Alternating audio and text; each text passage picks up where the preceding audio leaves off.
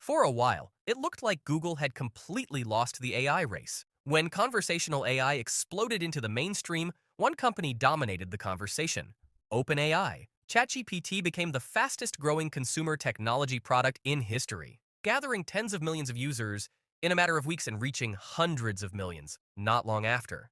Suddenly, the internet was filled with headlines asking the same question: had Google just been disrupted? The early evidence didn't look good. Google's first response, Bard, made mistakes in public demos. Screenshots of incorrect answers spread across social media.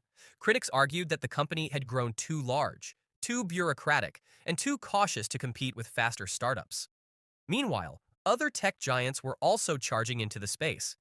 Microsoft partnered heavily with OpenAI. NVIDIA became the backbone of the AI chip industry, and countless new startups appeared almost overnight. If you only looked at the headlines, the story seemed obvious. The AI revolution was done, and Google was scrambling to catch up. But that version of events may have missed something important. Because while the public was focusing on which chatbot looked smartest, Google was quietly building something much larger. Instead of fighting for attention with one single product, it was weaving artificial intelligence into an entire technological ecosystem that billions of people already use every day. And once you zoom out far enough to see the full picture, the question stops being whether Google caught up in the AI race. The real question becomes whether anyone else was ever running the same race at all. Why Google looked weak at first. When ChatGPT first exploded into public awareness, Google was placed in a difficult position. Search advertising had been the company's core business for decades. Billions of queries every day generated enormous revenue by showing users links and ads. Conversational AI, however, threatened to change that entire model. Instead of giving users a list of websites to explore, AI systems could provide direct answers. For Google, moving too quickly into conversational AI risked undermining the business that funded its entire empire. This created a strange situation. If the company waited, it looked slow and out of touch, but if it rushed forward aggressively, it could disrupt its own economic engine. In the early stages, that hesitation was visible. Bard struggled in its initial demonstration. AI-generated search summaries sometimes produced incorrect or even absurd results. Critics began describing Google as a company that had lost its innovative edge. But those early struggles may have obscured a deeper reality. Google wasn't simply trying to release a chatbot. It was attempting to redesign the foundation of its products so that AI could exist inside them without breaking the systems that already supported billions of users. That is a far more complicated challenge than launching a single standalone application. And once the company began integrating AI across its ecosystem, the scale of its advantage started to become clearer. The real power: distribution. In technology, invention matters, but distribution often matters even more. A brilliant product is valuable. A product that already sits inside billions of daily routines is far more powerful. This is where Google's position becomes difficult for competitors to match. Think about the services that people use throughout an ordinary day. They search for information online, they send emails, they write documents, they navigate cities using digital maps, they watch videos, they store photos, they attend online meetings. Many of these tasks already pass through Google's platforms: Search, Gmail, Docs, Drive, Maps, YouTube, Chrome, Android. Each of these tools has hundreds of millions or even billions of users. That means Google does not need people to adopt an entirely new destination in order to use its AI systems. Instead, it can insert those systems directly into tools that users already rely on. AI suggestions can appear while writing emails. Summaries can appear in search results. Image generation can appear inside creative software. Automated assistants can appear in mobile operating systems. Competitors often have to convince users to visit a new product. Google can bring AI directly into environments where users already spend their time. That difference alone gives it enormous leverage in the long run. Before we go deeper, if you enjoy these kinds of breakdowns, the ones that look past the headlines to see how power actually works in technology, consider liking the video and subscribing to the channel. It helps a lot and lets me keep making more deep dives like this. Now, let's continue. The big misunderstanding: AI is bigger than one app. One of the biggest misunderstandings about the AI boom is how people measure success. Most of the public evaluates progress through a very narrow lens. Whichever chatbot seems the most impressive at the moment must be winning. It's an understandable assumption. Chatbots are visible, they're easy to test. Anyone can type a question and compare answers. But artificial intelligence is not just a chatbot industry, it's an entire technological infrastructure. The tools we see, chatbots, image generators, video models, are simply the front layer of a much deeper system. Behind them are enormous data centers performing trillions of calculations. There are advanced chips designed specifically to accelerate machine learning. There are cloud platforms that distribute computing power across the globe.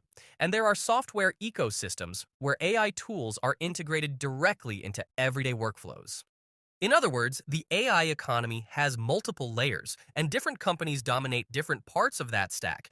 Some firms specialize in models, others specialize in hardware, some control infrastructure, others control consumer devices.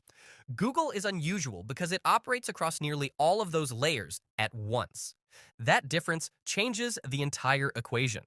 When most companies compete in AI, they're fighting on one battlefield. Google, however, is building influence across the whole landscape.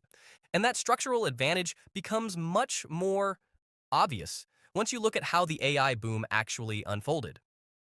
The infrastructure advantage. While consumer products attract the most attention, the invisible infrastructure behind AI is just as important. Training and running advanced models requires vast amounts of computing power. These calculations happen inside data centers packed with specialized processors designed for machine learning. Many companies depend on external suppliers for that hardware. NVIDIA, for example, produces graphics processing units that have become essential for AI development. Cloud providers then rent those chips to companies that want to train models. Google, however, took a different approach years ago. Instead of relying entirely on external chip designs, it began developing its own processors optimized specifically for machine learning workloads. These custom accelerators allow the company to tailor its computing infrastructure around the needs of its models and services. This vertical integration creates several advantages. It allows tighter coordination between software and hardware. It provides more control over performance and efficiency. And it reduces reliance on external suppliers whose pricing and supply constraints might affect competitors. Infrastructure may not generate headlines the way new chatbots do, but it quietly determines which companies can scale their AI ambitions most effectively.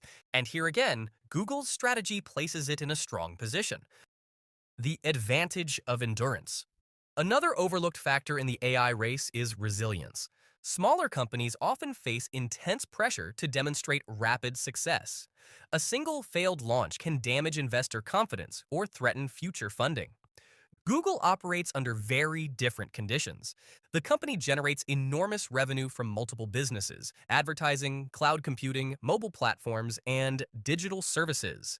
This diversified foundation allows it to absorb temporary setbacks without threatening its overall stability.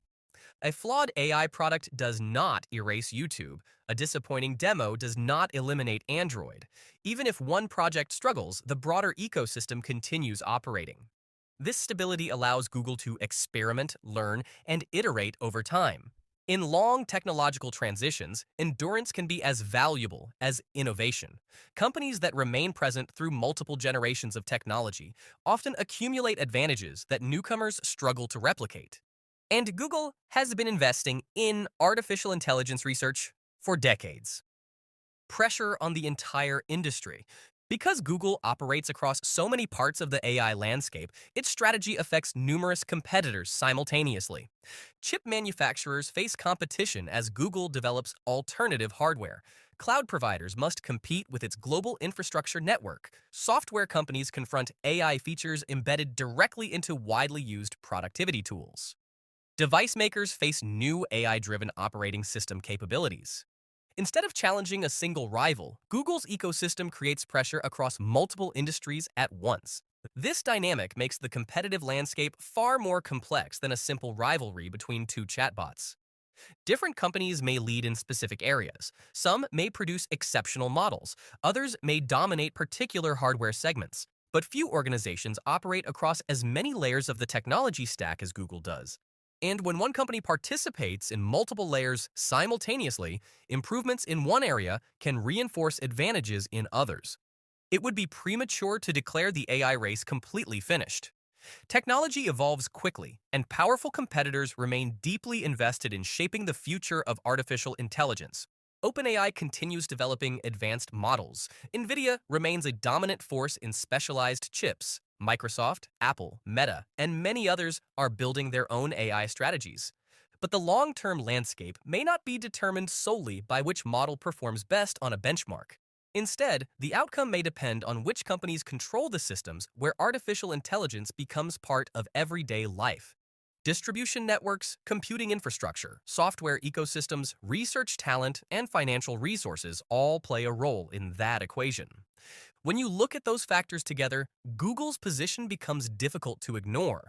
The company is not just building AI products. It is embedding artificial intelligence into an entire digital environment that billions of people already depend on.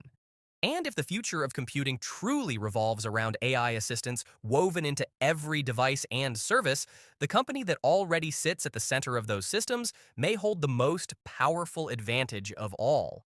So, the real story might not be that Google suddenly caught up in the AI race. It might be that while everyone else was racing toward the next breakthrough, Google was quietly building the infrastructure that the future of AI will run on.